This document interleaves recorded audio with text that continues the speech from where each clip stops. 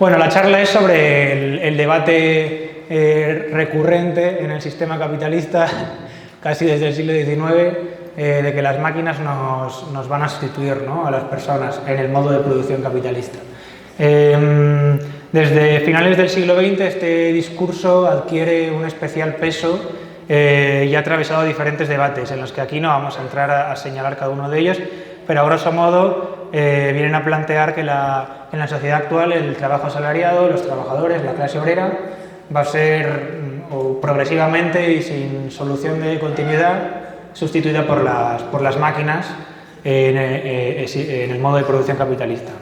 Generalmente yo aquí voy a defender que los autores que defienden la pérdida de centralidad del trabajo asalariado o el fin de la clase obrera se sustentan en evidencias empíricas que están ahí, que existen, pero la realidad actual tal vez se fijan en determinados aspectos y no en otros y unilateralizan las tendencias del sistema capitalista en la actualidad, y eso les lleva a llegar a conclusiones equivocadas, precisamente eso, al unilateralizar alguna de esas tendencias y no mirar más en totalidad los cambios en el sistema capitalista actual, en el imperialismo. El fundamento de estas posiciones es lo que aquí vamos a llamar la crisis del trabajo, que es un término que plantean también varios camaradas. Yo recomiendo que leáis a Paula Varela, es una compañera nuestra argentina. La crisis del trabajo que se da en la sociedad capitalista actual, tanto el desempleo como los trabajos temporales, precarios, nuevas formas de trabajo, etcétera, que parecen salirse de lo que en la posguerra, en los años posteriores a la Segunda Guerra Mundial, al menos en los países imperialistas, se consideraba que era la norma o lo que debía ser o lo que era generalizadamente un buen trabajo, un trabajo estándar o como lo queramos llamar. Esta crisis en realidad tiene mucho que ver con la crisis histórica que atraviesa el modo de producción capitalista y con las características del imperialismo en la actualidad, y lo que es una crisis no del trabajo en general, de nuestra capacidad para transformar la naturaleza y poder vivir, sino una crisis del trabajo en la sociedad capitalista, una crisis de nuestra fuerza de trabajo convertida en mercancía para venderse en el mercado y ser puesta al servicio de producir valor. Estas contradicciones, esta crisis del trabajo adquiere especial relevancia después de la crisis del 2007, ¿no?, donde termina todo lo que es la burbuja inmobiliaria. Hay un periodo de crecimiento capitalista en la época o desarrollo del neoliberalismo y de la restauración burguesa. No es casual que sean los 80 y los 90, con Jeremy Rifkin, Andre Gorz y entre otros, escriben libros como Adiós al proletariado, El fin del trabajo, que apuntaban que íbamos a una sociedad en la que las máquinas iban fruto del propio desarrollo tecnológico, y sin antes terminar con el modo de producción capitalista, esto quiero destacarlo, el desarrollo tecnológico va a hacer desaparecer el trabajo. Esto no es cualquier afirmación, y en la actualidad esto, con la inteligencia artificial y otras cosas, vemos que vuelve a estar muy en las discusiones sobre la mesa. No es cualquier afirmación decir que vaya a desaparecer el trabajo en el modo de producción capitalista, ya que en el modo de producción capitalista el trabajo, que en realidad nos referimos a la fuerza de trabajo, a la clase obrera, no es cualquier cosa, sino que son los trabajadores los que producen el beneficio capitalista, la plusvalía y el conjunto de la riqueza social, en realidad. El secreto de la plusvalía consiste en que procede del tiempo de trabajo no pagado a los trabajadores, es decir, a los trabajadores, cuando entran a trabajar, producen el valor equivalente a su propio salario, pero no solo trabajan hasta ahí, sino que trabajan mucho más tiempo. Ese tiempo de plus trabajo, de trabajo extra, de trabajo excedente, es el origen, el secreto de la plusvalía y de las enormes, riquezas, enormes obras de ingeniería, etcétera, de la sociedad capitalista que podemos ver y de la que tanto alardean los burgueses. Bueno, esta fuerza de trabajo es lo que podemos llamar una mercancía especial, porque es la única capaz de producir más valor del que esa mercancía le cuesta a los capitalistas, es lo que he dicho antes. Básicamente, bueno, eso, la plusvalía, la explotación de los trabajadores, ese tiempo de plus trabajo es el secreto de la plusvalía, es el secreto de la plusvalía. Muy brevemente, porque quiero explicar unos conceptos breves, la plusvalía, como he visto, solo se puede obtener explotando a los trabajadores. Y se puede obtener, por ejemplo, alargando la jornada laboral o haciendo que trabajen con más intensidad en el mismo tiempo. Eso es lo que sería reducir progresos en la producción, descansos, etc. Suena muy prosaico, pero es así de sencillo en realidad. Y eso se llama, esa forma de extraer plusvalía se llama plusvalor absoluto, porque prolongas el tiempo en el que se extrae plusvalor. Es decir, y ahora lo vamos a entender, hay otro plusvalor, hay otra forma de obtener plusvalor, que es reduciendo el coste de la fuerza de trabajo, es decir, reducir lo que cuesta los bienes que consume la fuerza de trabajo, que es lo que pagan los trabajadores por la fuerza de trabajo, el salario, por decirlo de alguna forma, aunque estamos aquí simplificando mucho.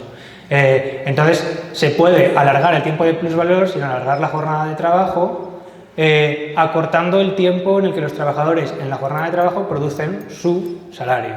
Voy a hacer una representación gráfica con mis manos. Básicamente, si esto es la jornada y esto es el tiempo en el que producen su salario, por decirlo de alguna forma, el plusvalor absoluto se obtiene así, o haciendo que en este mismo tiempo, este sería el tiempo de plusvalor, trabajen mucho más rápido, mucha más intensidad. El tiempo de plusvalor relativo se obtiene reduciendo esta parte, así, y no hace falta alargar la jornada, aunque, ¿cómo se consigue eso?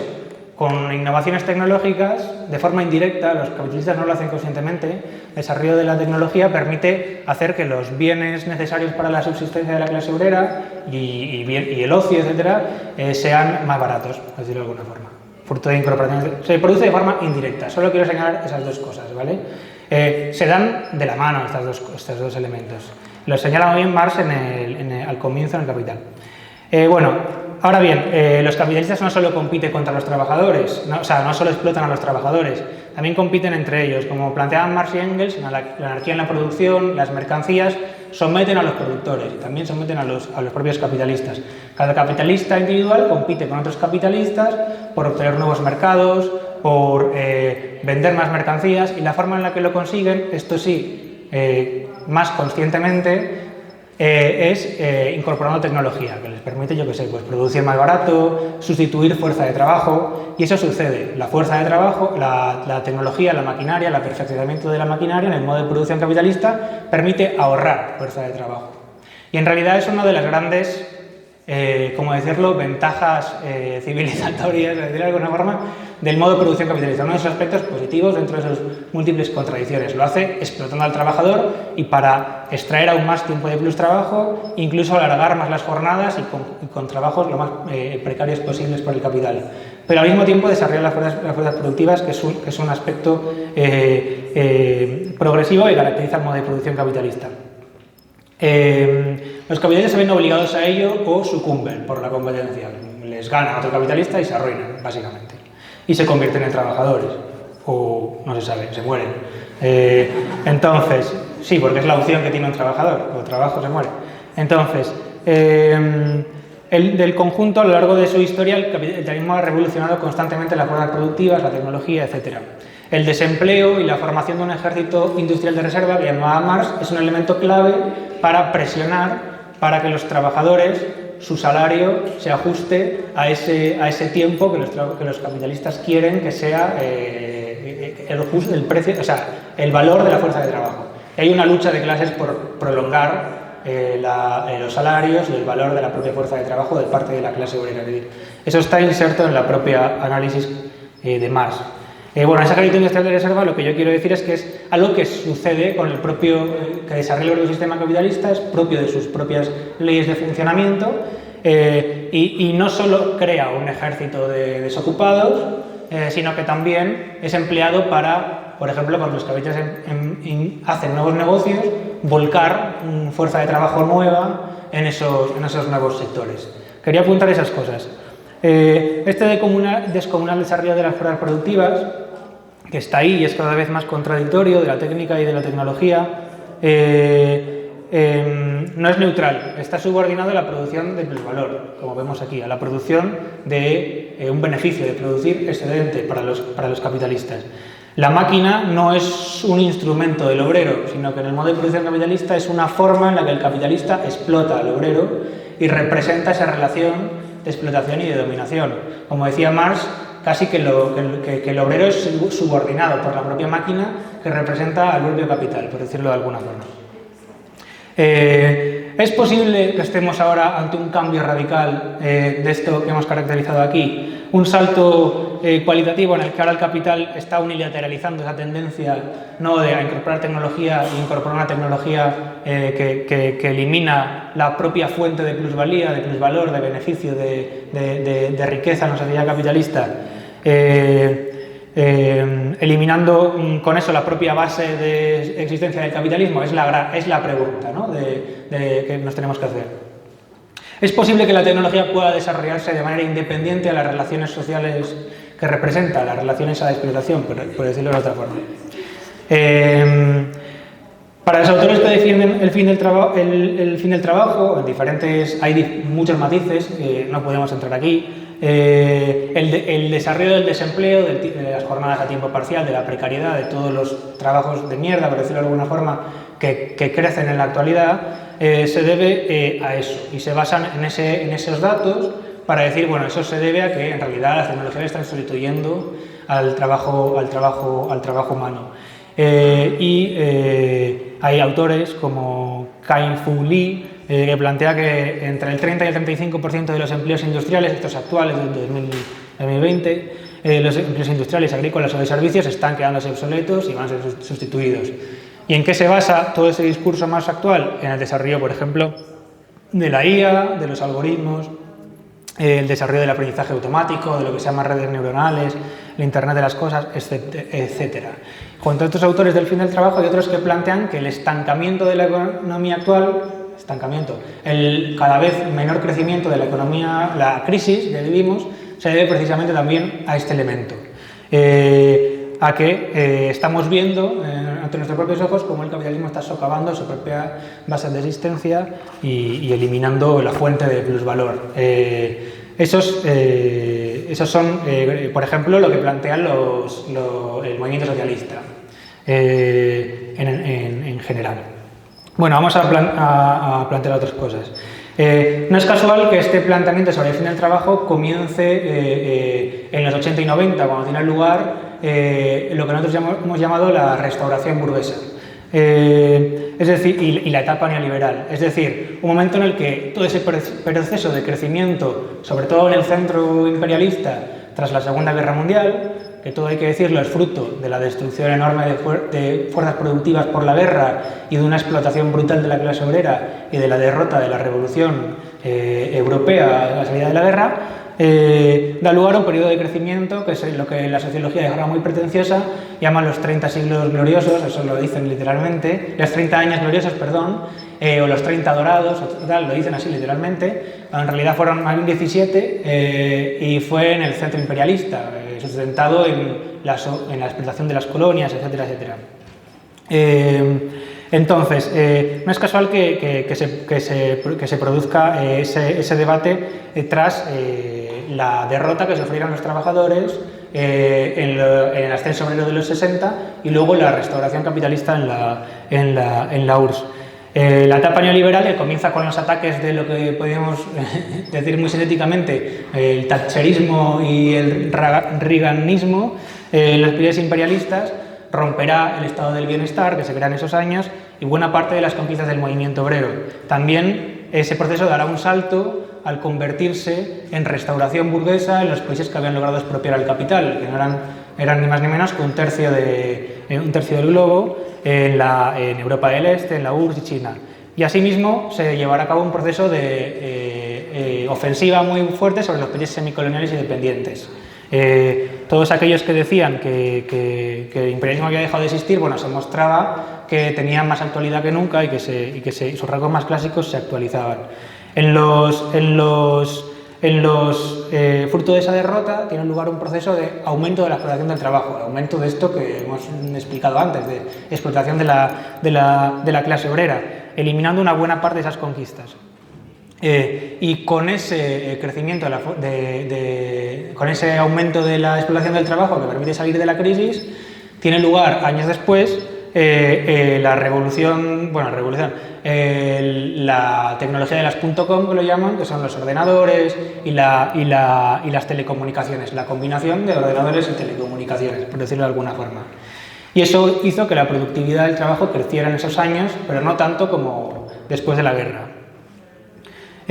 Al mismo tiempo, eso permitió, al mismo tiempo que se llevaba a cabo eso, se llevó a cabo todo un proceso de deslocalizaciones de los trabajos que estaban en los países imperialistas, que eran los países más industrializados en aquel entonces, y una buena parte de las empresas que más trabajadores empleaban, más trabajo intensivas, que se dice, se exportan a países, se deslocalizan a países donde los salarios son mucho más bajos. Y en el centro, en las países imperialistas, surge como novedad, por decirlo de alguna forma, como novedad respecto a, en algunos países, en realidad, los países imperialistas, surge otra vez el desempleo permanente. En realidad es muy relativo decir que surja como novedad, pero bueno, se considera que el desempleo era muy bajo en el momento después de la guerra, en los años de crecimiento de lo que se llama el boom de posguerra. Entonces vuelve a establecerse el desempleo, el ejército de desempleados, ese ejército industrial de reserva del que antes hablábamos, para obligar a la clase obrera a asumir peores trabajos, peores condiciones, etc. Y además de eso hay un tercer elemento que yo quiero destacar, que en general yo voy a destacar de más porque se suele destacar de menos, no porque sea el elemento central, que tiene que ver con el aumento de eso, ¿cómo se llama? Prevalor absoluto. El aumento de la intensificación del trabajo, de las jornadas de trabajo, el aumento de la reducción de poros en la producción, los descansos, ese tipo de cosas. La introducción de nuevas tecnologías se empleará no solo como una forma de sustituir fuerza de trabajo, sino como para hacer trabajar con mucha más intensidad durante más tiempo, por decirlo de alguna forma, a los trabajadores. Y hay muchas cifras que demuestran esto. Esto se empieza a implantar en el automóvil con la producción ajustada, la lean production, el toyotismo, etc. Y es básicamente una pelea por el tiempo. Una pelea por que cada vez más tiempo de los trabajadores empleados se emplee para producir plusvalor. Unos datos ilustrativos. Dice, por ejemplo, un investigador que si de los movimientos desperdiciados en el automóvil eliminamos el 30%, por cada 3 trabajadores, el 33%, por cada 3 trabajadores podemos eliminar un trabajador. 3 trabajadores tienen la capacidad de sustituir a un trabajador. Se vuelve innecesario, se va al paro, básicamente. Eso que comienza en la industria del automóvil, con esto del toyotismo, etc., se extiende a otros muchos sectores. Y yo, los compañeros, por ejemplo, que trabajan en hospitales, también, lo veremos más adelante, se aplica incluso en los hospitales y en las escuelas también. De forma diferente, obviamente, pero se aplica. Que es intensificación del trabajo. Si tomamos el ejemplo de la industria del automóvil, en Estados Unidos, los empresarios, por cada 8 horas de trabajo, sin aumentar las horas de trabajo, ganaron 2 horas más de trabajo. O sea, de esas 8 horas, reduciendo descansos, de poros en la producción, intensificando los movimientos, ganaron 2 horas más. Eso lo dice Moody. Y a la vez se generalizó la subcontratación, la externalización de muchas tareas de la industria, que estadísticamente ahora no cuentan como industria, cuentan como servicios a la producción, lo cual nos tiene que hacer también desconfiar de las estadísticas sobre el trabajo industrial en las que ahora voy a entrar. Por ejemplo, en Toyota, los trabajadores trabajaban en los años 90 2.300 horas por año, mientras que los trabajadores de las subcontratas de Toyota trabajaban 2.800, es decir, 200 horas más. No me enrollo más en eso. Lo que quiero decir es que la crisis de los 70 se resuelve aumentando la explotación de la clase obrera un montón, incorporando cierta tecnología como la TIC, la tecnología de las TIC, de las telecomunicaciones, de los ordenadores, y luego deslocalizando la producción a otros países, donde los salarios son mucho más bajos. Como vemos, son muchos elementos, no solo la tecnología. Este proceso de crecimiento de la etapa neoliberal, fruto de esa y de la restauración burguesa en los países que habían hecho de países obreros, ese proceso de crecimiento pincha en 2007, por decirlo de alguna forma. Aunque tiene muchos altibajos y hay crisis también en el neoliberalismo, pero bueno, podemos resumirlo así. Lo que crece desde los 2000 hasta 2007 y sigue creciendo, aunque cada vez a menos ritmo, es los países del sudeste asiático y China, donde se había restaurado el capitalismo, no es casual. La restauración burguesa en China tendrá repercusiones muy diferentes a la URSS, no podemos entrar a hablar ahí. Mientras que la URSS se desindustrializará, China se industrializará de manera muy acelerada, pero no fruto de un desarrollo controlado por los trabajadores, será fruto de la inversión de capital imperialista en ese país. Las industrias que, por decirlo de alguna forma, se llevan otros procesos al sudeste asiático, invierten en China y hacen que se industrialicen esos países, pero son sectores productivos que la buena parte del beneficio se lo llevan empresas europeas, imperialistas, estadounidenses, etcétera, o japonesas. Es decir, China y muchos países del sudeste asiático se convirtieron, por decirlo de alguna forma, como en selvas vírgenes para la acumulación de capital. Territorios donde no estaba el capital se puede llevar para allá. Lejos de suponer un milagro económico, porque aquí estamos discutiendo contra muchas cosas, también contra los que plantean que era un milagro, no permitirá eso hacer que toda la economía capitalista crezca, solo que se verá muy circunscrita a esos países. Es decir, esto es lo que nosotros hemos llamado, que a mí me parece una metáfora interesante, que lejos de una especie de milagro, de un rejuvenecimiento, era un respirador de un organismo enfermo, que era la crisis capitalista que atraviesa el sistema capitalista. Bueno, a partir de 2013 China crece más lentamente. ¿Qué pasó con la industria y por qué creció el sector servicios? Rápidamente, este ataque sobre la clase obrera en los países imperialistas, pero también en el mundo semicolonial y países dependientes y los ex-estados obreros, desfigurará en buena medida la clase obrera de los países centrales, de los que se llamaba del estado del bienestar, y creará una clase internacional cualitativamente más barata y más precaria. Esos son los resultados de la derrota de los 60-70. El trabajo industrial, que durante el boom de posguerra del que hemos hablado, que se basaba, nunca hay que olvidar, en la destrucción que fue la guerra, hacía que los países imperialistas, aproximadamente el 30% de los trabajadores eran trabajadores de la industria. Y durante esos años se reduce a la mitad o a más de la mitad. Es brutal la reducción que hay, no se puede decir que no lo sea. Es un adelgazamiento brutal de la industria. Ahora, si miramos cómo evoluciona en el resto del mundo, lo que tenemos es que los trabajadores industriales crecerán en en el cómputo global si tomamos todo el mundo. Por ejemplo, según las cifras del OIT, el empleo industrial se reduce, sobre todo durante esto que ya hemos llamado de las .com, de la tecnología de los ordenadores y Internet, y a partir de ese aumento empieza a aumentar. Está en torno a un 22, está en torno a un 20, aumenta a un 23, etc. Y a partir de 2011 vuelve a empezar a bajar, pero muy lentamente. Se mantiene en un 22. Es más que antes de los 90 y que antes de las .com. Entonces, bueno, eso nos tiene que hacer pensar hasta qué punto la situación de trabajo, ¿no? La población industrial se mantuvo más o menos en términos relativos, como podemos ver, se mantuvo en esos 20, etc. Es menos que el 30 solo en los países centrales, pero digamos, todo el mundo es más. Y por ponerle datos totales, lo que tenemos es que, mientras que en los países imperialistas se pierden 36 millones de empleos, pasando de 128 millones de trabajadores a 92 millones, en el resto del mundo, las cifras no hace falta que las apuntéis, la puedo pasar luego. En el resto del mundo aumenta en 257 millones de empleos, pasando de 133 a 390 millones. Estoy confundida con los datos. O sea, a nivel del mundo y lo que no es el mundo, que es España, Estado español, Europa, no entiendo. Sí, ese es el resto del mundo, sin contar los países centrales. Pero lo que no es el resto del mundo, ¿quién es? Estamos hablando al principio decía que en los países imperialistas se concentraba el 30%. Ah, vale, países imperialistas. ¿Qué países son? O sea, Europa y Estados Unidos. Europa, Estados Unidos y Japón, fundamentalmente.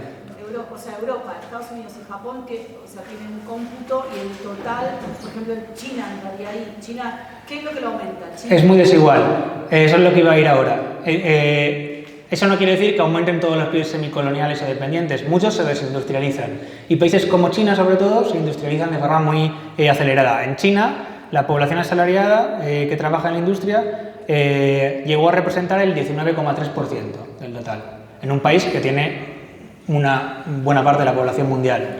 Y se ha ido reduciendo muy lentamente, está en un 17,2% hace unos años. Bueno, lo que queremos destacar aquí es que son resultados muy desiguales, pero que en términos totales, absolutos, los trabajadores en la industria aumentaron. Y que en términos porcentuales totales del mundo se mantiene estable, con una leve reducción.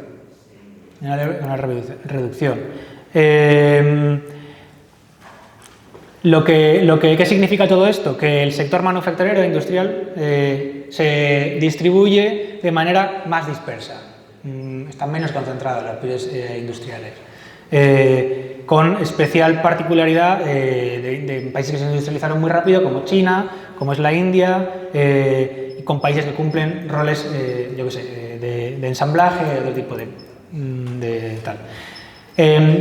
Voy a mencionar a un autor que se llama Ben Anab. Ben Anab es un autor que viene discutiendo contra los autores del fin del trabajo y plantea que el trabajo no está siendo sustituido por la automatización. Él lo que plantea como una prueba que a mí me parece muy, muy potente son los índices de productividad. La productividad en la actualidad está a límites mucho más bajos que en los años 50 del siglo pasado. Es decir, eso es un problema para el modo de producción capitalista, porque quiere decir que la incorporación de tecnología es mucho más lenta de lo que las apariencias nos pueden dar a entender, y eso es un golpe muy fuerte sobre los autores que plantean el fin del trabajo. Ahora bien, el resto de explicaciones que da este autor no me convencen tanto, pero este punto es fuerte. Él lo que plantea es que más bien la reducción del empleo se debe a que lo que está reduciéndose es fruto de la crisis. Hay una menor producción, hay un estancamiento de la economía. Es en un proceso de estancamiento en el que sigue habiendo un crecimiento de la productividad cada vez más lento, pero sigue habiéndolo. Bueno, eso es lo que para él explicaría el desempleo. Es decir, lo que le explica no es la sustitución de trabajos por tecnología, sino un menor crecimiento de la economía capitalista, en un contexto de estancamiento en el que todavía la producción aumenta, pero la productividad aumenta más rápido. Ahora sí, todos los índices son menores que hace años. La producción es mucho menor y la productividad es mucho menor. Hay índices de los años, es prácticamente en algunos, depende de quién diga, está estancada. Pero bueno...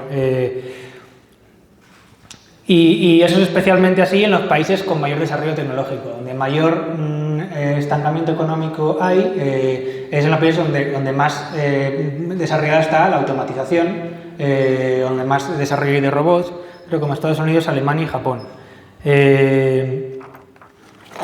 Entonces eso, el crecimiento económico sería para Ben Anab lo que explica una menor incorporación de tecnología. Vale. Ahora, este autor tiene un elemento que yo quería destacar porque quiero discutir contra él, que es, para él, el crecimiento de la precariedad laboral, del subempleo y todo eso se debe al crecimiento de los servicios. Para este autor, los servicios serían casi como un compartimento estanco, por decirlo de alguna forma, con unas normas de funcionamiento diferentes a la industria, que hacen que, por las características de estos trabajos, tengan peores condiciones de trabajo, sean trabajos que no pueden desarrollarse tecnológicamente. Viene a decir este autor, básicamente.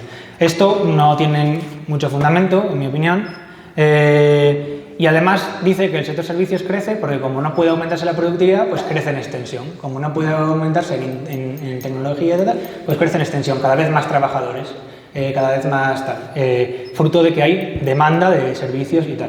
Bueno, son explicaciones que no quiero entrar a desarrollar aquí, pero lo que quiero plantear es que es un error entender el sector industrial y el sector servicios como algo tan cerrado herméticamente, que también puede explicar parte es un argumento contra los autores del fin de la sustitución del trabajo.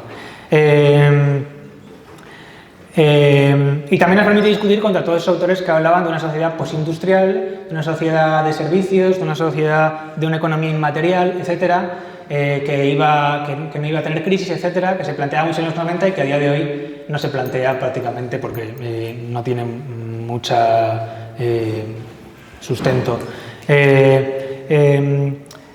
Yo lo que quiero plantear es que esto no es así. En realidad, el que crezcan los servicios se debe a que el capital encuentra nuevos sectores donde producir un beneficio y se vuelca sobre esos sectores. El crecimiento de los servicios se explica en buena medida por eso, porque el capital encuentra en la mercantilización de otras necesidades, valores de uso, donde invertir y producir beneficio capitalista. Por decirlo de algún modo, el crecimiento de los servicios se explica por dos tendencias. Uno es el desarrollo de la propia división del trabajo en la producción industrial. Por ejemplo, no es casual que crezcan los servicios cuando se desarrolla la subcontratación, la externalización, empresas que hacen servicios a otras empresas. Por ejemplo, en el Estado español, los trabajos de servicios a la producción, es decir, trabajos que hace 50 años habríamos considerado trabajos industriales, están dentro del sector servicios. Bueno, no quiero enrollarme en eso. Lo que quiero decir es que se crece fruto también del propio desarrollo de la división del trabajo, de que se crean nuevos sectores de negocio específicos a través de eso, de que se desarrolla la división. Y luego a través de eso que hemos hablado de la conquista de nuevas esferas para la valorización de capital, es decir, fragmentación y división del trabajo y por otro lado nuevos sectores. Este proceso obviamente ha continuado con la etapa neoliberal, por ejemplo, la fragmentación de las grandes empresas fordistas en la que hemos hablado. Se subcontratan los sectores de limpieza, los sectores de administración, sectores de tecnología, de algorítmica, etcétera, para diseñar los procesos productivos. Todos esos son trabajos de servicios que anteriormente estaban dentro de la misma empresa fordista, automovilística o lo que sea. Bueno, eso. Al mismo tiempo, el crecimiento de esos nuevos sectores hace la necesidad del desarrollo. Pues si tú creas una empresa que se dedica a tareas de ¿cómo decirlo? Externalizas un trabajo que se encarga, por ejemplo, de producir en el sudeste asiático otra empresa, no sé qué cosas. Lo que necesitas es crecen lo que se llaman las funciones intermedias. Crecen otras empresas encargadas de todos esos aspectos intermedios. Por ejemplo, el transporte, por ejemplo, el almacenamiento, otra serie de sectores que en la actualidad además están en un crecimiento muy grande y, por ejemplo, donde se encuentra la logística. En torno al 60-70% de la fuerza de trabajo en los países imperialistas pasó a ser de servicios. También crecen los países semicoloniales y dependientes. Y de hecho, cuantas más dificultades tiene el capital para acumular, para producir un beneficio, con más fuerza se mete en otros sectores para tratar de producir un beneficio capitalista. Entonces, no es casual que esto suceda. Están los trabajos de reproducción social, etcétera, que luego hago una breve apunte.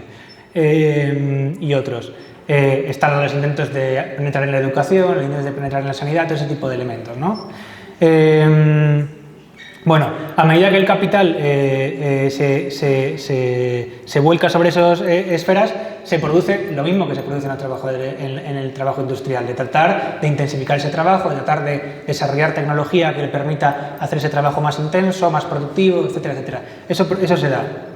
Se industrializan, por decirlo de alguna forma, los trabajos de servicios.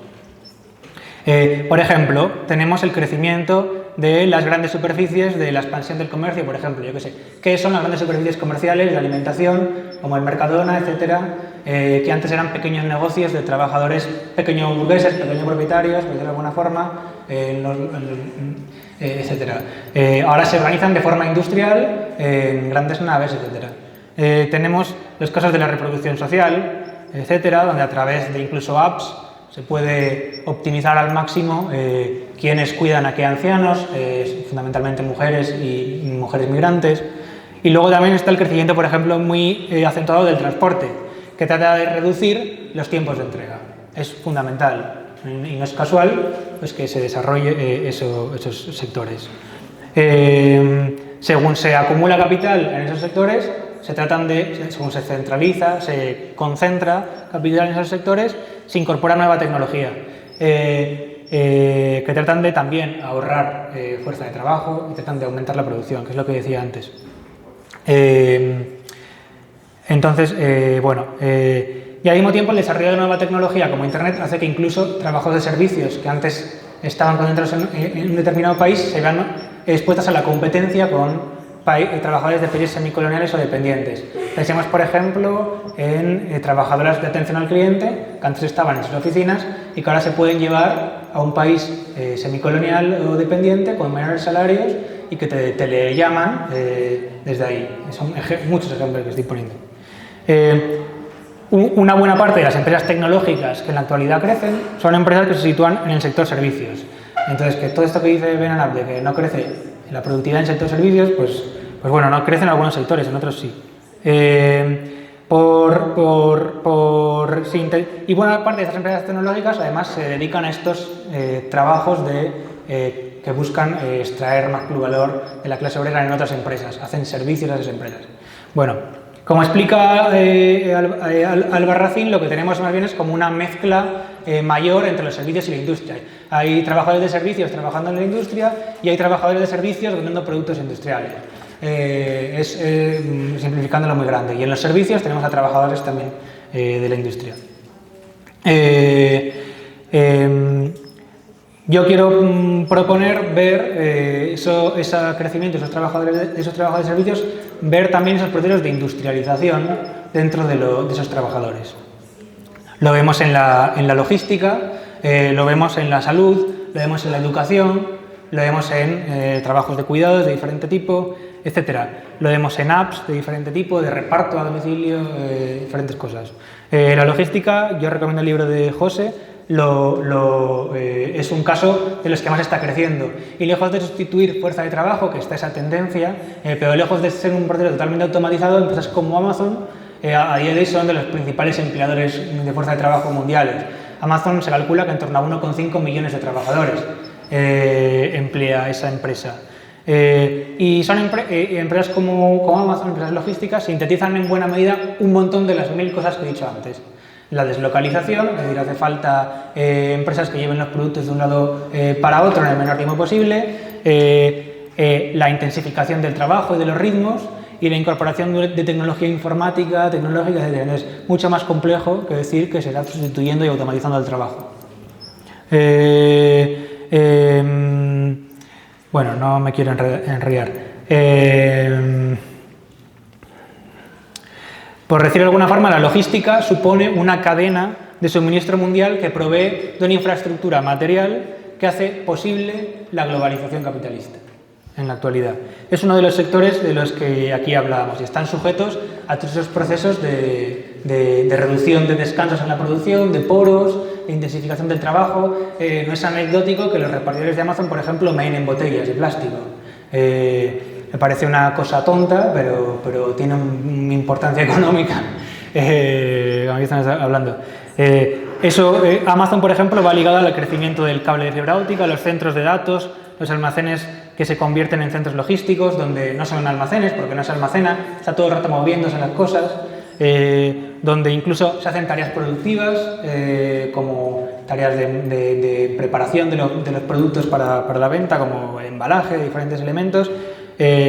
Luego se basan también mucho en la subcontratación, en las externalizaciones, y luego una infraestructura material acorde que por supuesto la paga el Estado, que son las carreteras,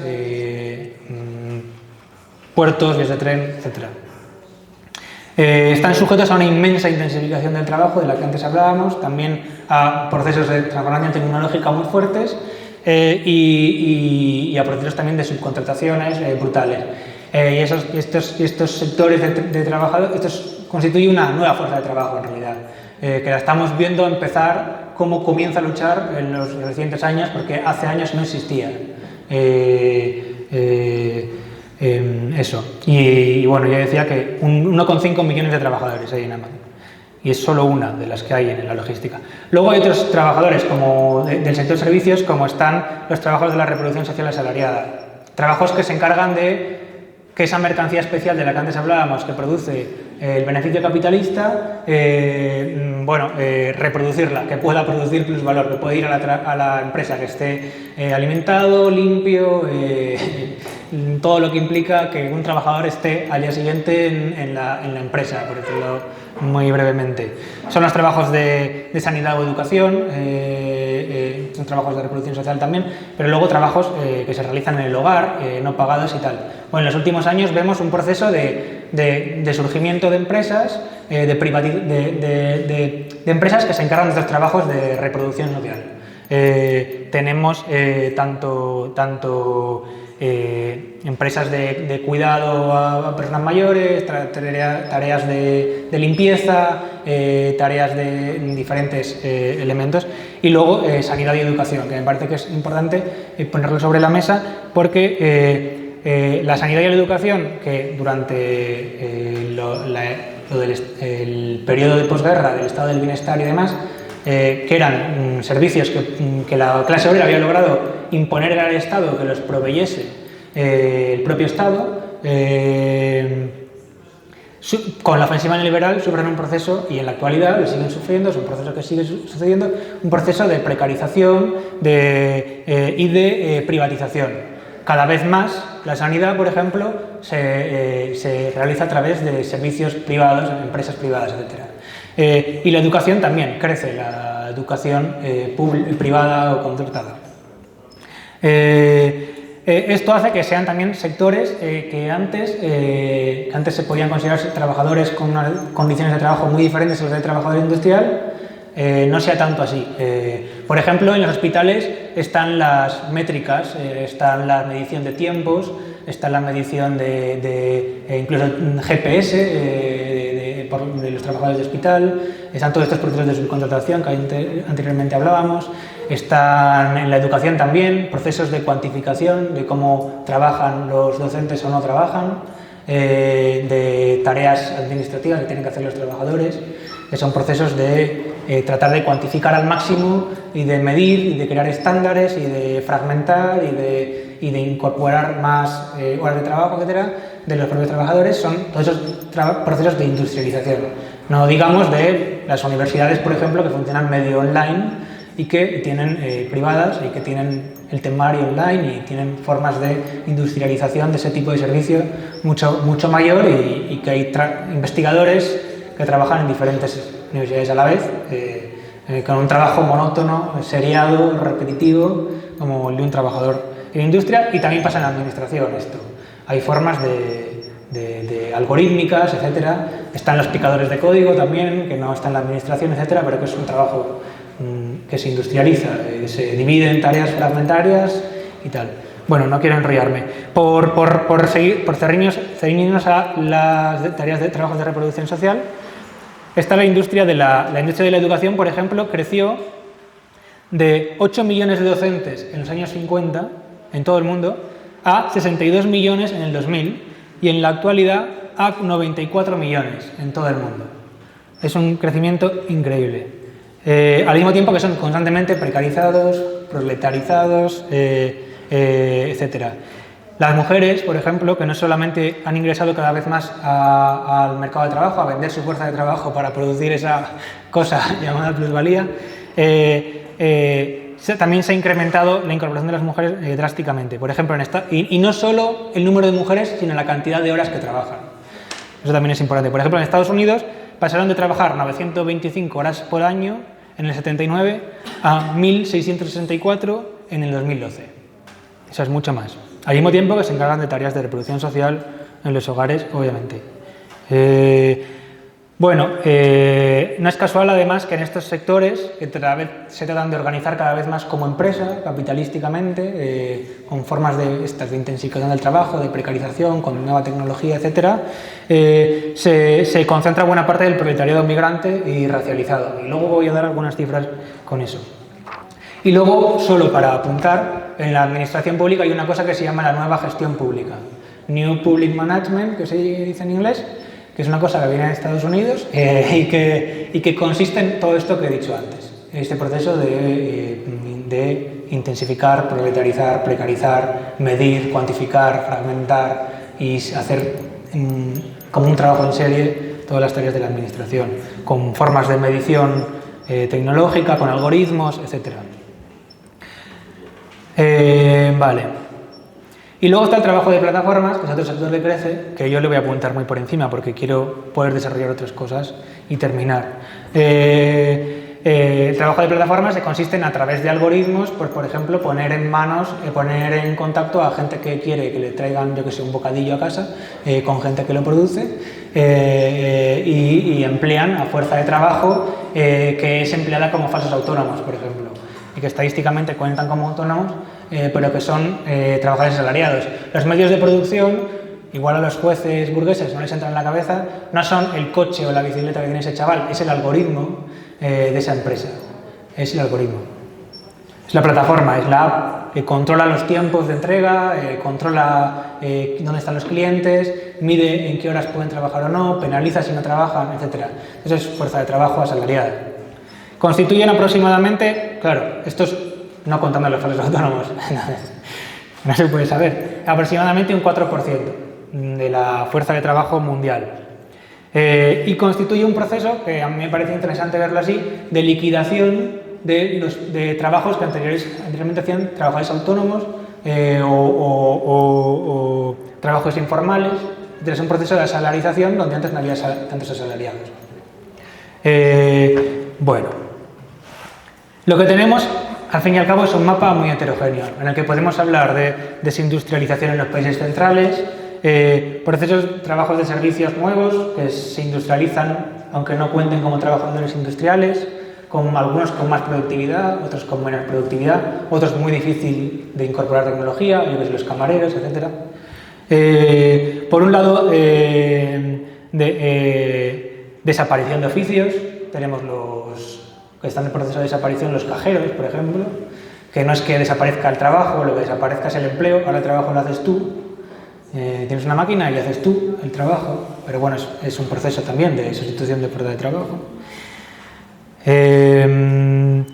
Bueno, empresas que han sido deslocalizadas, industrialización de países, de países semicoloniales y dependientes, donde crecen imparables empleos en manufactura, también en servicios, pero con unos salarios miserables, elevada intensidad del trabajo, malas condiciones de trabajo.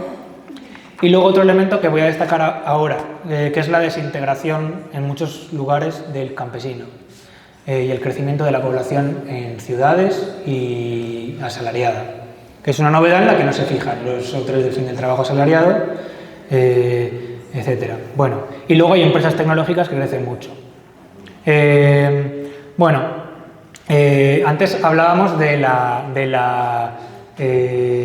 cómo el capitalismo, cuando incorpora tecnología, sustituye fuerza de trabajo, que eso sucede, y crea lo que se llama un ejército industrial de reserva, para presionar a los trabajadores a aceptar otros trabajos con peores condiciones, etc. O para volcar fuerza de trabajo sobre nuevas empresas, nuevos sectores, todo eso. Aquí iba a hablar de más cosas, pero no lo voy a decir, porque entonces se nos va de madre y creo que es bueno que haya debate.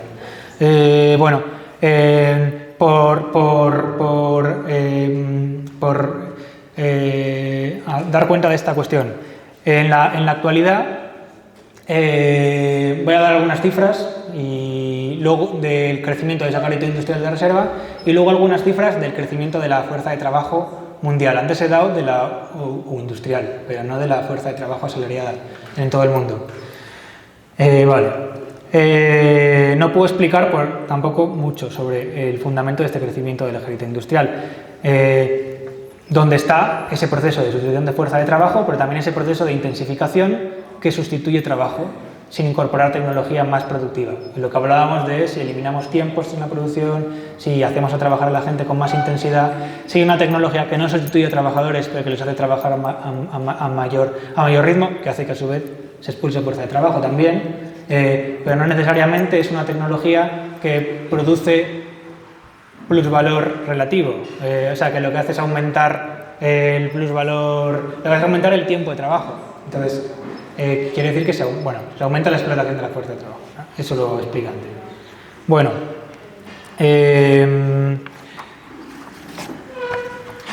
por ejemplo, las deslocalizaciones una cosa que tuvieron fue que permitían sustituir fuerza de trabajo de los países centrales por los países imperialistas, por fuerza de trabajo más barata y mucho más numerosa, con una tecnología menos productiva y peor, y que eso permitiese al capital obtener un beneficio capitalista. Eso al mismo tiempo permitió lo que un autor llama el arbitraje laboral global, presionar a la fuerza de trabajo de los países centrales imperialistas por trabajar por menos salarios, jornadas más largas, etcétera, bajo la amenaza de la deslocalización. A su vez, la incorporación de tecnología y el ataque sobre los trabajadores necesitó de esa que llamábamos de restablecimiento del desempleo permanente en los países imperialistas, que siempre hubo en los países semicoloniales, y en los países imperialistas también siempre hubo, pero hay un momento en el que se reduce históricamente, que es después de la Segunda Guerra Mundial. Bueno, el desempleo permanente en la actualidad en realidad no crece, en términos mundiales, globales, no crece. En términos mundiales es un 6% de la fuerza de trabajo mundial, de la población ocupada, mejor dicho, no de la fuerza de trabajo, de la población que se considera ocupada, que no es exactamente lo mismo. En los periodos imperialistas es más alta y fluctúa más, sobre todo en las crisis aumenta más. En los periodos semicoloniales y dependientes se mantiene estable entre un 5 y un 6%, en los periodos imperialistas hay momentos en los que alcanza un 8,2%, pero es en términos totales de los periodos imperialistas. En países imperialistas como el Estado español, en la crisis de 2007 alcanzó el 20 y pico %, o sea, en niveles muy elevados. Bueno, eso por el desempleo, lo que Marx llamaría la población obrera fluctuante del ejército industrial de reserva, es una parte del ejército industrial de reserva. Luego está otra, que es toda aquella fuerza de trabajo. El desarrollo del modo de producción capitalista permite crear ¿cómo decirlo? Un crecimiento de la población asalariada mundial mucho más grande que la capacidad del modo de producción capitalista para absorberlo. Eso es lo que se llama el ejército industrial de reserva. Y eso tiene una repercusión particular sobre modos de producción no capitalistas o formas de organización del trabajo que todavía no se organizan del modo capitalista. Influye mucho sobre todo en el campo.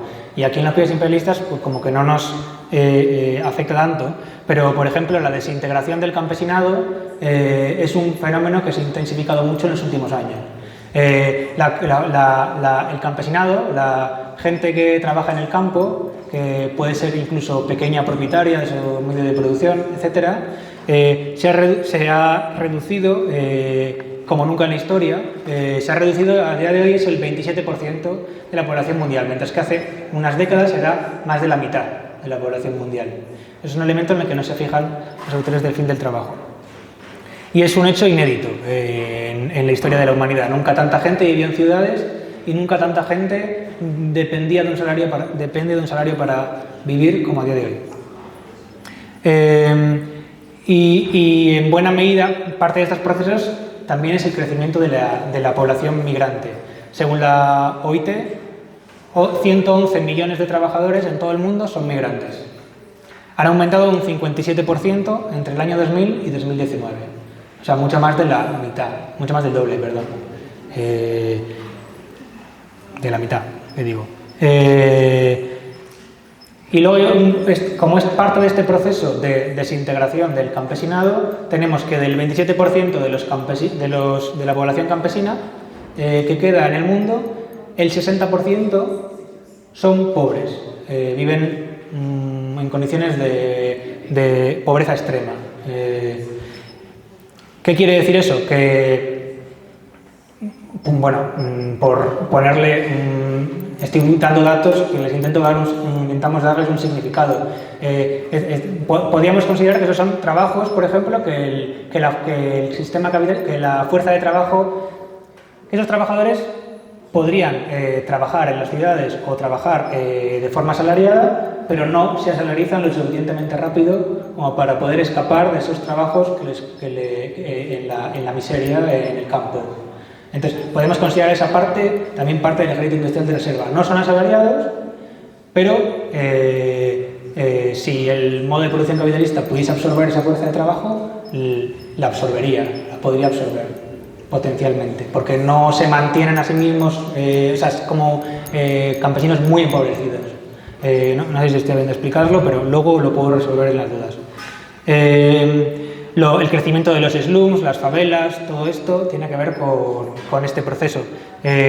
Incluso de sectores que emigran a las ciudades, pero no terminan de tener trabajos, no son absorbidas, obviamente, por el modo de producción, por las empresas, y permiten que exista ese ejército industrial de reserva, porque es rentable que exista. Y en buena medida trabajan en trabajos informales. Y ahí quiero ir a otra cosa. Hay otra parte del ejército industrial de reserva, que es lo que Marx llama la clase obrera, la población obrera estancada, que es una forma de referirse a aquellos trabajadores que no tienen un empleo permanente y son repelidos de la producción, son expulsados de la producción capitalista o tienen trabajos más degradados, por decirlo de alguna forma. Que también presionan, por ejemplo, también operan como esa presión para que otros sectores de la clase obrera se vean obligados a aceptar trabajos con condiciones que tal vez no les permiten, yo qué sé, acceder a determinados bienes de consumo. En el mundo lo podemos dividir en dos sectores diferentes. En los países imperialistas, sobre todo, es el trabajo a tiempo parcial, podemos llamar. Que en los países imperialistas eso sí que ha crecido mucho. En la ofensiva neoliberal y en torno al 25% de los trabajadores en los países imperialistas trabajan a tiempo parcial. No contamos aquí, porque no se puede contar, por una cuestión estadística, el empleo temporal y el trabajo asalariado encubierto, que hablábamos antes, el falso autónomo. Y en los países semicoloniales independientes se mantiene estable, se reduce, el empleo informal, lo que se llama el empleo informal, que no está sujeto a las normas legales, etcétera, no consta con contratos, etcétera, todo ese tipo de cosas. Y ese es en torno al 20%. A mí se me hace corto, pero entiendo que se distribuye muy desigualmente entre diferentes países, en torno al 23% en los países semicoloniales y dependientes. Hay que tener en cuenta que la informalidad se ha reducido mucho con el crecimiento del sudeste asiático, de la industrialización y la salarización ahí, pero en otros países crece la informalidad. Bueno, en total tenemos que aproximadamente el 53% de la fuerza de la fuerza de trabajo es eso que llamaríamos el ejército industrial de reserva, es mucho. Y otros autores hablan de un 60%, es decir, estamos considerando niveles tanto de desempleados como de campesinos pobres, como de trabajos precarios e informales. Eso por ilustrar el ejército industrial de reserva en la actualidad. ¿Qué hay del conjunto de la fuerza de trabajo? ¿Ha aumentado o no ha aumentado mientras el ejército industrial de reserva tiene estas características? La población asalariada mundial durante la ofensiva neoliberal y la restauración burguesa se ha más que duplicado mundialmente. Ben Anat, por ejemplo, lo calcula entre un 75% entre el 80 y el 2018. Esto es, 1.500 millones de personas más, alcanzando un total de 3.500 millones. O sea, 1.500 más y alcanzando un total de 3.500 millones. Y Moody calcula que 2/3 de ellos constituyen la clase trabajadora, unos 2.000 millones. O sea, de 3.500 millones, 2.000 son clase obrera. Nunca hubo más clase obrera más numerosa que en la actualidad. Y la fuerza de trabajo industrial, por traer los datos de antes, ha aumentado a 755 millones en total en la actualidad. Desde el año 2000 al 2019 pasa de 536 a 755 millones. O sea, aumenta bastante. Aumenta el conjunto de la fuerza de trabajo. La fuerza de trabajo se duplica prácticamente. Se duplica. Sí. En un momento diferenciaste algo que no entendí. Una cosa es fuerza de trabajo y el resto. Es que yo al principio hablé de la población industrial. Lo que dije al principio de todo, sobre cómo se deslocaliza la industria, etcétera, que se reduce el empleo industrial en los países imperialistas, allá del empleo industrial. De los aumenta, o sea, se duplica, pero esa duplicación no implica industrial. O sea, Claro, aquí estamos hablando de que se duplica. La población asalariada se duplica. Ahora, la que trabaja en la industria se mantiene más o menos estable, con una leve reducción. Es que hay una cosa con todo esto, que es que una cosa son las cifras absolutas, el total, y otra cosa es relativas, o sea, porcentualmente. Sí, por ejemplo, la industria crece, los trabajadores industriales crecen muchísimo, pero porcentualmente se mantiene estable, con una leve reducción.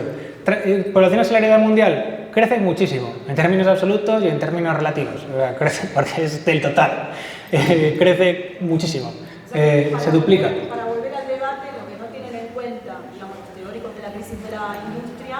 Sí, ya estoy terminando, he terminado prácticamente. Es este crecimiento de la clase trabajadora. Es decir, no tienen en cuenta el crecimiento de la clase, no tienen en cuenta el crecimiento de la clase trabajadora más allá de la industria. Sí, no tienen en cuenta además que muchos de los trabajos de servicios es una categoría en realidad de la sociología burguesa, donde el modelo capitalista no es como industrias son los que producen coches, servicios los que otra cosa, venden cosas. Hay una industrialización también de los servicios que pasan a compartir muchas de las condiciones de trabajo propias de la clase obrera, pero bueno, tampoco hay que buscar en la clase obrera industrial, no sé, una fuerza revolucionaria inherente, quiero decir. Lo que quiero plantear es que todas estas estadísticas en realidad hay que verlas muy relativamente. No se puede decir que la clase obrera se haya desindustrializado, no es el caso, y luego el crecimiento de los servicios es muy desigual en diferentes sectores, con características muy diferentes. Yo he señalado algunos, la logística, por ejemplo, es un trabajo prácticamente industrial y es un trabajo asalariado totalmente nuevo, que crece y crece y crece.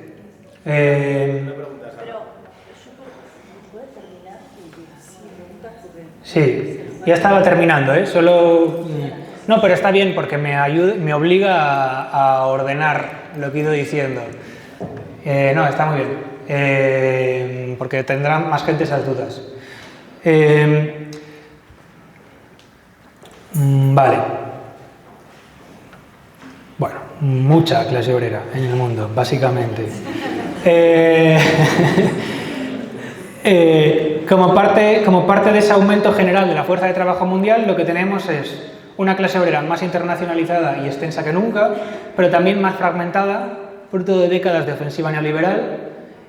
Lo que vemos es que también hay un desarrollo de la precariedad laboral, sobre todo en los países centrales, que es considerable.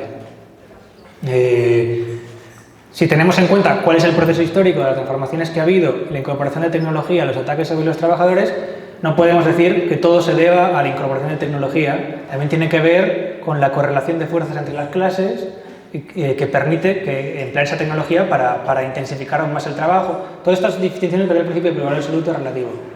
De incrementar la jornada, hacer más denso el tiempo de trabajo, quiere decir que trabajas con más esfuerzo, más obligado, más... no quiero decir. En buena medida... Bueno, da igual.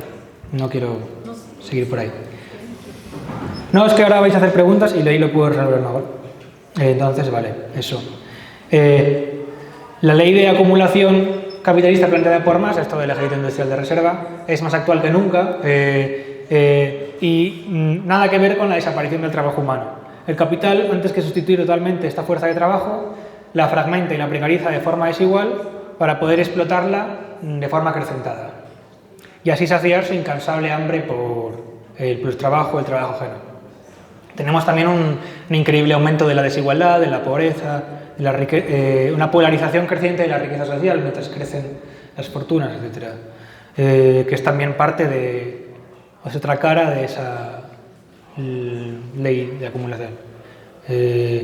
Y no estamos teniendo en cuenta aquí, porque yo no he metido en términos de los salarios y tal, la reducción de los salarios, también de lo que se le llama el salario indirecto, todo lo que hemos hablado de los ataques a los servicios públicos.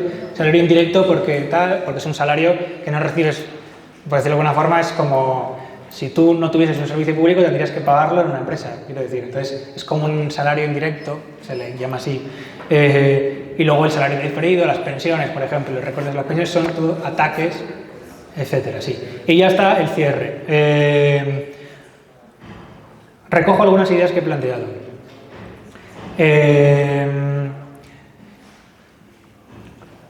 Los problemas de la crisis capitalista y la acumulación de capital, que aquí no podemos entrar, golpean sobre el modo de producción capitalista, tanto la industria como los servicios, como todos los sectores.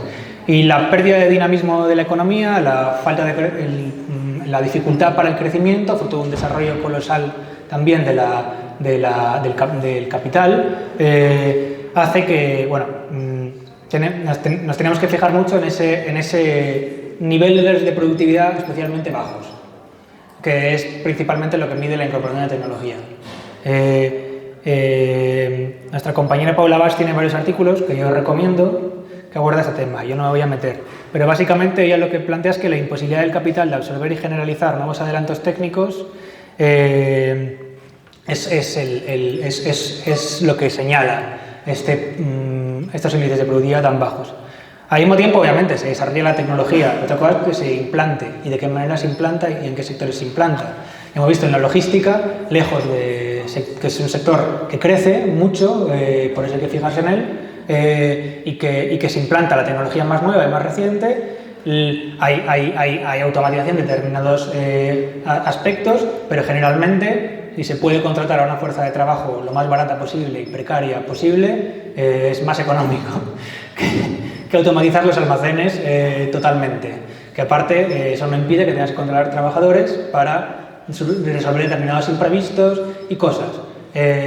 Y todos los ataques sobre los salarios, sobre la clase obrera, las reformas laborales, indican en buena medida eso, que la incorporación de la tecnología dejó de ser un aspecto unilateral, como plantearnos, está acompañada de otros muchos aspectos que permiten hablar que sí, hay procesos de automatización de algunos elementos, pero no estamos hablando de que estemos llegando a una sociedad en la que estén surgiendo grandes masas de desempleados que no encuentran trabajo, fruto de que la tecnología está robotizándolo todo y automatizándolo. No es el caso. En todo caso, mi opinión es que esas tecnologías se van a emplear para industrializar muchos de los trabajos que cuesta más, yo qué sé, la logística, por ejemplo, para intensificar más el trabajo, para la educación, para la sanidad, para incorporar esos algoritmos, esa forma de gestión de la fuerza de trabajo que permite hacerlo más cuantificable, más medible, y más intensa, y luego se despedirán trabajadores. Pero la tendencia de todas las transformaciones que ha habido en las últimas décadas no es de grandes masas de desempleados, el desempleo más o menos constante y una automatización de todo. Eso no sucede. Y estaría por ver si eso, para que suceda, tiene que haber antes grandes cataclismos económicos en el modo de producción capitalista, como, por ejemplo, yo qué sé, están las tendencias en la guerra, están otros elementos ahí en los que hay que también fijarse. No se puede fijar uno solo en el desarrollo de la tecnología. O, yo qué sé, los problemas para la obtención de microchips, de determinados materiales, también plantean el alto consumo de energía y el encarecimiento de la energía. También plantea límites a la automatización, ya que sea económicamente rentable en algunos sectores, etcétera. También la IA no es tan automática como pareciera, hay cientos de miles de trabajadores en la India, etcétera, haciendo que la IA parezca IA, etcétera. Sí, hay humanos detrás de la máquina. Bueno, son diferentes elementos que todavía tengo que pensar también más en ello, ¿eh? Pero bueno, vale. Quería, muy breve, porque esto ya es el cierre.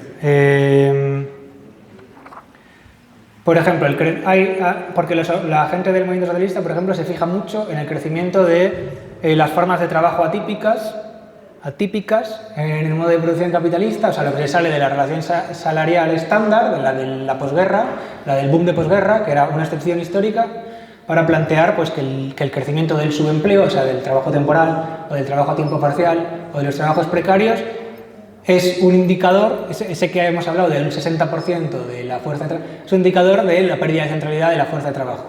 Bueno, caracterizarlo así es muy precipitado porque presupone que eso es todo un proceso de automatización y tal. Y yo aquí he planteado diferentes elementos.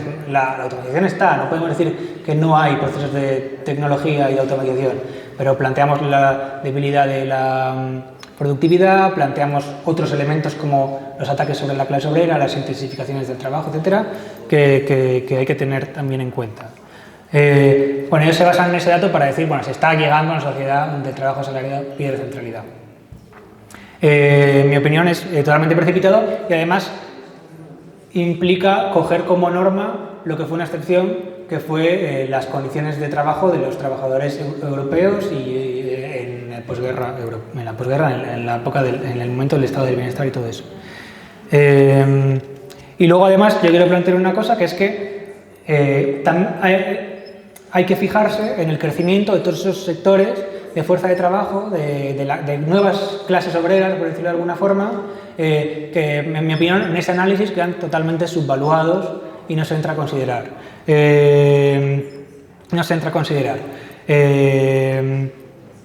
Así como los nuevos estallidos de lucha de clases y procesos de lucha de clases. Estamos hablando de que hay un nuevo terreno para la lucha de clases, más global que nunca, con también muchas más contradicciones que las hemos planteado, ampliado, global, que, como dice Silver, que es una historiadora, las soluciones espaciales que el neoliberalismo encontró a la crisis de los 70 han dado lugar al surgimiento de nuevas clases obreras en países, yo que sé, como el sudeste asiático, yo que sé, vimos hace nada la lucha de los obreros de Myanmar contra el golpe de Estado, hemos dado con una enorme combatividad, hemos visto la lucha también en China, de los obreros chinos, hemos visto hace años también, y en momentos más recientes, bueno, tenemos en diferentes países del sudeste asiático donde hay lucha de clases y procesos donde se llevó toda una nueva clase obrera donde antes solo había campesinos. Entonces el capital no puede evitar reproducir esa relación social de la que hablábamos al principio, explotadora,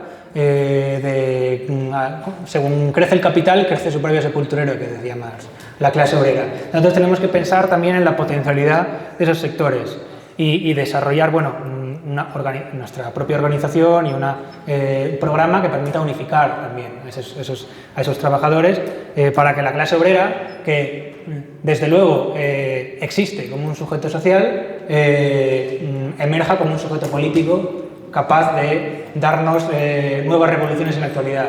Que desde luego, bueno, eso pues yo creo que lo veremos.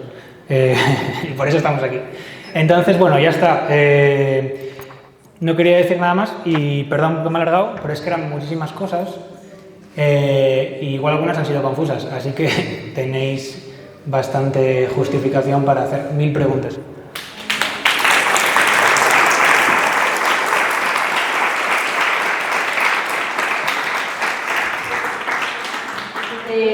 Nos quedan lamentablemente 10 minutos, creo, porque hay que comer aquí.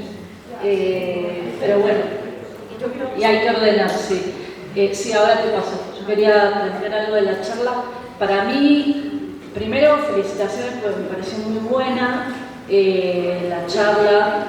Es algo difícil porque tuviste que dar, digamos, cuenta, digamos, de muchas estadísticas y cifras, etcétera, pero eso ¿por qué? Es necesario porque hay, como Elías decía, toda una enorme corriente ideológica, intelectual, que habla de la desaparición del trabajo. Entonces, como marxistas, nuestra apuesta por el rol de la clase obrera no es religioso, no es una fe porque sí, porque leímos el manifiesto comunista y entonces tiene que ser así, sino que la teoría nos permite, en primer lugar, analizar la realidad y entonces ver si se comprueba la desaparición de la clase obrera o no. Si se comprobara, entonces la perspectiva perspectiva estratégica del comunismo, de la lucha revolucionaria, tal como nosotros la entendemos, tendría que cambiar. Entonces, Elías lo que hizo fue un trabajo, digamos, de desarrollo analítico en contraste con otras teorías, pero también de análisis de esas tendencias contradictorias que hay en la realidad para mostrar que la clase trabajadora, lejos de desaparecer, ha crecido numéricamente como nunca antes en la historia y ha marcado distintas tendencias desiguales, contradictorias, en el marco de pensar esto como en una totalidad, que es el capitalismo, y no tendencias separadas en un país, en un sector o en una región, sino de conjunto. Eso me parece el primer aspecto a destacar.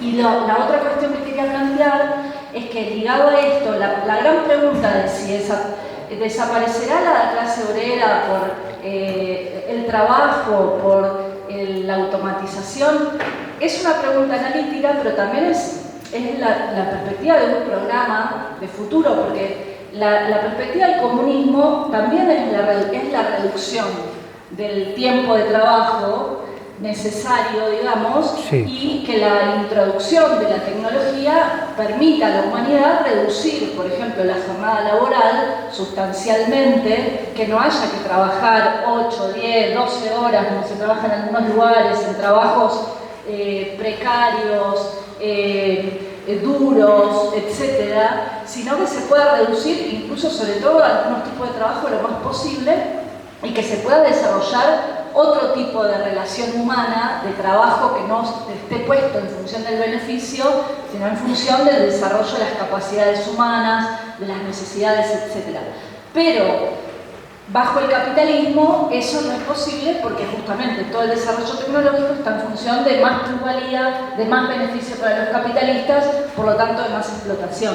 Yo digo porque no nos queda tiempo y todo, explorar todo este aspecto de la pelea por la reducción del tiempo de trabajo y de que la introducción de la tecnología también implica una socialización del trabajo humano, también como nunca antes en las sociedades humanas, es decir, que para producir se necesita la cooperación humana y que eso es la base de la perspectiva del comunismo, porque quiere decir que el trabajo de todo lo que usamos, necesitamos, producimos, es fruto de la cooperación del trabajo, pero el disfrute está en la apropiación privada. Lo que tenemos es que luchar contra la apropiación privada de un trabajo que es colectivo, que es cooperativo. Y la tecnología, la ciencia, la técnica también no solo es cooperativo porque hay millones de personas para producir el lápiz o el papel que tenemos, sino porque la ciencia y la técnica es un trabajo cooperativo acumulado de los seres humanos. Entonces, esa discusión me parece que es muy sugerente y todo lo que plantea Elías para pensar también los fundamentos de nuestra lucha por una perspectiva emancipadora y por el comunismo. Nada, quería plantear eso como perspectiva. ¿Puedo hablar sin micro? ¿O no? ¿Sí? ¿Se me oye bien? Vale. Pasa que tengo aquí con la base. Ahí te lo paso.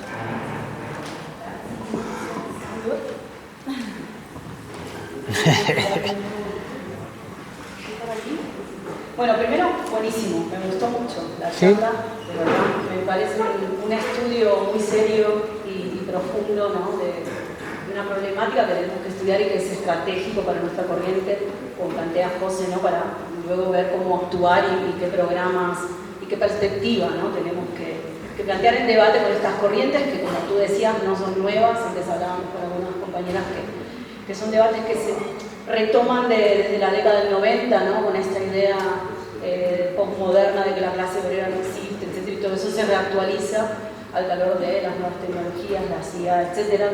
Me gustó mucho. Quería nada más un elemento de igual aportación que no es nuevo, que lo has planteado tú, pero que me lo organicé en mi cabeza. Uno es esta idea de que si los teóricos lo que entiendo, que los teóricos de la crisis del trabajo están basándose en la crisis del trabajo sobre el sector de la producción industrial, ¿no?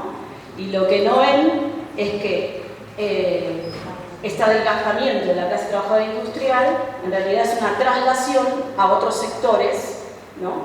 Lo que hay es una traslación a otros sectores de la clase trabajadora que se han precarizado, que han aumentado, que sobre todo me interesa mucho desarrollar más en el análisis la cuestión de la externalización del trabajo. Por ejemplo, si hoy vamos a la fábrica SEAT, me acuerdo cuando fuimos a los piquetes de la fábrica SEAT, nos sorprendió mucho ver tantas camisetas de distintas empresas. ¿Cómo? No es la fábrica de SEAT. ¿Y por qué hay trabajadores de COMSA, de distintas empresas, ¿no? Ahí, claro, es una externalización y una fragmentación brutal de la clase trabajadora, que sigue siendo parte de la clase trabajadora industrial, en este caso el automóvil, pero que en realidad, de haberse externalizado, se transformaron en otros subsectores que no se tienen en cuenta incluso en el convenio laboral de la industria y que por ahí son del servicio, pero que en realidad son torneros que están trabajando, ¿no?, en otras empresas externalizadas, etc. Digo esto porque es como una radiografía de lo que está pasando en la clase trabajadora o de lo que ha ocurrido en estas últimas décadas en la clase obrera industrial y que igual no se tiene en cuenta como parte de la clase obrera industrial, pero que es parte evidente, ¿no?, y que lo es así. Pero luego están los otros sectores externalizados, los cuales no se puede, digamos, implementar las IAs y las tecnologías y que por tanto aumenta la globalidad absoluta porque es imposible, por ejemplo, reemplazar las manos y los pies de una camarera de piso. Es decir, no hay máquina que pueda reemplazar las piernas, los nervios y las espaldas de las trabajadoras de cámara de pisos o las trabajadoras del SAL, que como muy bien decías es una terminología que nosotros tenemos, o una categoría que tenemos que estudiar cómo las tareas de la reproducción social se han externalizado, se han precarizado de una manera terrible porque además es imposible introducir máquinas, es imposible la plusvalía relativa de sectores como estos. No hay máquina, o sea, sí que inventaron, habíamos estado estudiando con Fede, unos compañeros, sí que hay casas que se autolimpian, por ejemplo, que apretas un botón y se limpian solo los suelos y las ventanas, digo, porque yo medio friki estuve viendo esta posibilidad, pero claro, es imposible, o sea, para megamillonarios una casa que se autolimpia, ¿no? Para eso